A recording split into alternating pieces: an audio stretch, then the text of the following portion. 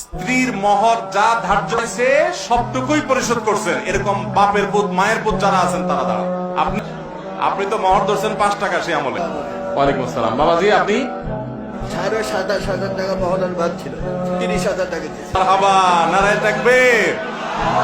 দেওয়ার পরে টাকা করছে মহর কত ধরছিল? 27,500। কত বছর আগের বিয়ে? 5/4/1988। পোলাপান ভালোবাসার ট্রেনিং না, এগুলো মেড ইন জাপান ভালোবাসা।